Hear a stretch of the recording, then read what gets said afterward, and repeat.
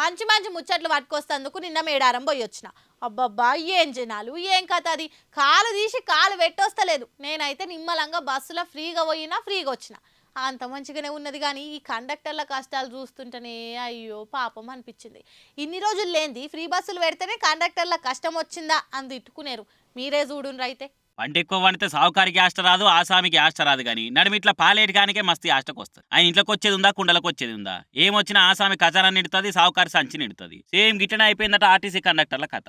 ఆడోళ్ళకి free బస్సులు పెట్టుడు బాగానే ఉందట కానీ టికెట్లు ఇయ్యలేక సచ్చి బతుకుతున్నారట కండక్టర్లు.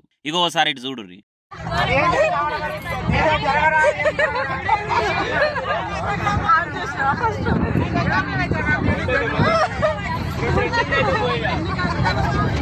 పాప మీ కండక్టర్ ఎవరో కానీ ముంగ డోర్కెళ్ళి ఎక్కి వెనక డోర్కెళ్ళి దిగుడు అవుతుందట. బస్సులో ఏడ చూసినా జనాలేనట. కుర్చీల మీద, ఫుట్బోర్డు మీద, డ్రైవర్ కాడ లగేజీలు పెట్టుకునే జాగలా ఇక నడిమిట్లా అక్కడిక్కడ నడుస్తందుకు జాగ లేకుండా మొత్తం నిండిపోతున్నారట. ఇది ఒకనాటితో ఒడిచే ముచ్చట కాకపోయే. దినాం ఇట్లనే ఉంటే ఎవరికైనా యాష్టకు వస్తుందిగా. అందుకే కండక్టర్లు సీటికి మాటికి సిరాకు పడుతురట. ఈ పిరి బస్సులు ఏందో కానీ మా సావుకొచ్చే తట్టున్నాయిరా సామి అని మొత్తుకుంటురట. అగో వెనుకకు ముంగటి పోతందుకు జాగలేక కండక్టర్ మనసుల మీదకి ఎట్ట దుంకిపోతున్నాడు చూడురే. ఓ సామె బాగానే లేచిపోతున్నావు కానీ జర చూసుకో అయ్యా.